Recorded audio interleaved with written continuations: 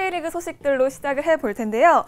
이적 시장이 막판으로 치달으면서 대형 이적이 성사가 됐는데요. 바로 그 중심에는 아드리아노 선수가 있었죠. 네, 최근 대전에서 아드리아노 선수의 모습을 찾아보기가 힘들었어요. 네. 아마도 이제 최무신 감독이 아드리아노를 이제 이적시키기 위한 사전 작업을 한 게 아닌가라는 생각이 들고요. 아드리아노 결국 서울로 이적을 했습니다. 굉장히 좋은 팀으로 이적을 했거든요. 네. 물론 지난 시즌의 챌린지에서 활약, 그리고 이번 시즌의 K리그 클래식에서 활약 나쁘지 않았기 때문에 걸맞은 대우를 받은 것 같습니다. 아드리아노 선수에게도 굉장히 중요한 기회라고 보여져요. 이 FC 서울에서 본인의 진가를 좀 보여줘야지만 뭐 더 나은 팀이나 아니면 더 많은 연봉을 받을 수가 있거든요. 아드리아노의 성공 시대는 지금부터 시작이다라고 말씀드릴 수 있겠고, 서울 같은 경우에도 이제 박주영 선수의 짝을 찾는데 고민하고 있었는데 꽤 좋은 외국인 선수를 영입했기 때문에 박주영과 아드리아노 이 두 선수의 콤비네이션 벌써부터 기대하는 팬들이 많이 있습니다. 네.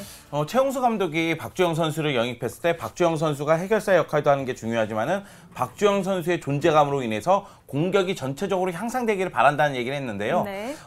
서울 입장에서는 확실한 해결사 아드리아노를 영입함으로 인해서 네. 이제는 해결사까지 보유했기 때문에 전체적으로 공격 쪽에서는 좀 더 득점력이 향상되지 않을까 생각을 합니다. 네, 그러면 두 분은 아드리아노 선수의 영입에 대해서 어떻게 생각을 하시나요? 저는 꽤 좋은 효과가 있을 거라고 생각이 들고요. 네. 중요한 건 뭐냐면 아드리아노 선수의 공격력, 그 득점력을 본다면 지금 K리그에 있는 공격수, 외국인 공격수의 숫자, 그러니까 외국인 선수와 비교해 봤을 때 상위권에 포진되어 있습니다. 네. 그 정도의 능력과 스피드를 가지고 있기 때문에 충분히 기대해 볼 수 있을 것 같습니다. 그러니까 지난 시즌에 K리그 챌린지에서 27골 넣으면서 득점왕 차지했죠. 그리고 올 시즌 K리그 클래식에서 17경기에서 7골 1개의 도움을 기록했는데요. 아드리아노가 올 시즌 초반에 조금 K리그 클래식에 적응하는데 어려움을 겪었고, 최근에는 최무식 감독 밑에서 출전 기회를 잘 잡지 못했다는 사실을 고려했을 때 올 시즌 7골은 어마어마한 수치거든요.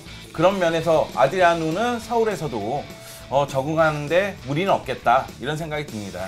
네, 그런데 이 서울은 아드리아노를 받아들이면서 원래 있었던 외국인 선수 에벨톤을 떠나보냈는데요. 하지만 에벨톤 선수를 K리그에서 또 볼 수 있게 됐죠.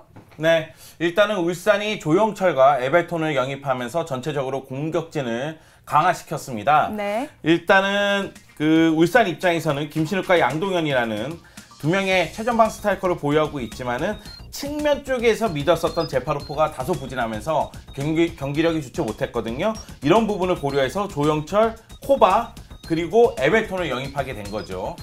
서울 입장에서는 에벨톤이 완전 영입이 아니라 임대 영입이었어요. 그렇기 때문에 임대를 만료시키면서 떠나보내면서 결국 아드리아노를 영입하게 된 거고, 오히려 울산이 이제 에벨톤이 어떻게 본다면 영입할 수 있는 상황이 되니까 재빠르게 에벨톤을 영입하게 됐습니다. 네. 근데 이 조영철 선수 같은 경우에는 K리그에서 뛰었던 적은 없지만 그래도 대표팀에서 활약을 했던 적은 있죠? 네, 가장 깜짝 놀랄 만한 영입이었습니다. 네. 조영철 선수가 중동 카타르에서 K리그로 영입이 됐는데요. 네. 2009년 언더20세 월드컵 8강, 그리고 2010년 아시안게임 동메달, 2015년 아시안컵에서 출전하면서 많은 이제 팬들에게 얼굴을 알린 선수고요. 계속적으로 대표팀에 뽑혔기 때문에 이 선수의 실력만큼은 뭐 준수하다라고 말씀드릴 수 있겠습니다. 최전방 포지션뿐만 아니라 측면에서도 활용이 가능하기 때문에 울산 공격 라인의 활발함 그리고 다양성을 좀 부여해 줄 것 같습니다. 앞서 이제 손영주 위원이 말씀해 주신 대로 코바 그리고 뭐 에벨톤, 조영철 폭풍 영입을 했습니다. 그야말로 울산이 지금 발등에 불이 떨어졌다는 것을 이번 영입을 통해서 알 수 있거든요. 윤정환 감독은 이런 선수를 영입했는데도 불구하고 성적을 끌어올리지 못하면 더 어두워질 수 있기 때문에 울산 팬들은 기대 반, 우려 반 지금 이런 심정을 지금 가지고 있을 것 같습니다.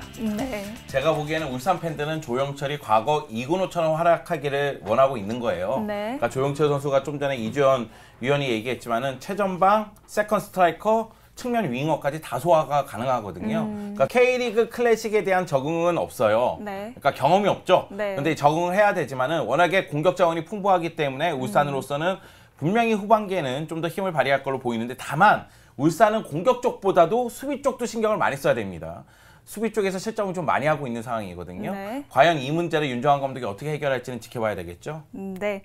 그리고 한편 지난주에는요, 이근호 선수가 깜짝 이적을 했는데요. 임대이긴 하지만 전북의 유니폼을 입고 뛰게 됐어요. 네, 전북이 정말 쏠쏠한 영입을 했습니다. 네. 이근호 선수가 사실 K리그를 평정하고 중동으로 넘어갔는데 네. 중동에서의 그 활약은 그렇게 좋진 못했습니다. 그렇기 때문에 이근호 선수도 이번 시즌에 이제 카타르 리그에서 좀 폼을 끌어올릴 필요가 있었는데 그 와중에 전북에서 임대 제의를 했었고 분위기 전환이 필요했던 이근호 선수도 임대 신분으로 전북의 유니폼을 입었습니다. 물론 그 지금 임대 온 시점이 너무 늦었기 때문에 아시아 챔피언스리그 등록 선수 기간을 맞추지 못하면서 아챔에서는 뛸 수 없습니다. 그러나 전북은 아챔도 우승해야 되고 K리그에서 선두를 지켜야 되기 때문에 스쿼드가 풍성할수록 좋거든요. 이근호 선수의 영입은 에닝요 선수의 빈자리를 잘 메꿔줄 것으로 보이고요. 이근호 선수가 지난 울산전에서 보여준 만큼의 활약 한 7, 80%만 보여줘도 전북에게는 큰 힘이 될 것 같습니다. 네, 이근호 선수의 활약 계속해서 지켜보도록 하겠습니다. 그리고 한편 K리그 챌린지에서는요, 바로 수원FC가 프리메라리가 출신의 선수를 영입하면서 많은 팬들은 놀라게 했는데요. 바로 이름이 좀 특이해요. CC? 그렇습니다. 하던데요. 네. 저는 수원 FC라고 해서 전 당연스럽게 수원 삼성인 줄 알았습니다. 근데 알고 보니까 챌린지의 네. 수원 FC에서 깜짝 놀랐었는데요. 이 선수는 이제 스페인 청소년 대표 출신의 공격수라고 볼 수가 있겠는데요. 기술을 가지고 있고 그리고 나름의 경험도 가지고 있기 때문에 수원 FC에게 큰 도움이 될 것 같습니다. 이름이 CC인데 시시하지 않은 활약을 하면 좋지 않을까라는 생각을 해봅니다. 네. 그런데 저는 아직도 좀 의아한 게 왜 CC가 클래식이 아니라 챌린지를 선택했을까라는 건데 두 분은 어떻게 생각하세요? 우리가 지금 현혹되고 있는 게 뭐냐면 네. 스페인 청소년 대표 출신이라는 이력 때문인데요. 네. 지금은 이제 CC의 어떤 그 수준이 뭔가 지금 최고의 수준이다라고 말씀드리기 어렵다는 거죠. 세군다 리그에 뛰고 있었기 때문에 네. 본인도 새로운 도전이 필요했었고 그리고 이제 어느 정도 상위 레벨 좀 큰 무대에서 놀기에는 부족하다고 본인이 생각했을지도 모릅니다. 그렇기 때문에 수원 FC 일단 입성을 한 것으로 저는 개인적으로 생각합니다. 그리고 CC 선수가 무릎 수술을 크게 했어요. 그래서 이제 전체적으로 폼이 떨어져 있는 상태였습니다. 그런 상태에서 수원 FC가 제의를 하면서 수원 FC로 이적하게 된 거죠. 네, 그래도 뭐 아무쪼록 수원 FC에서의 활약 지켜보도록 하겠습니다.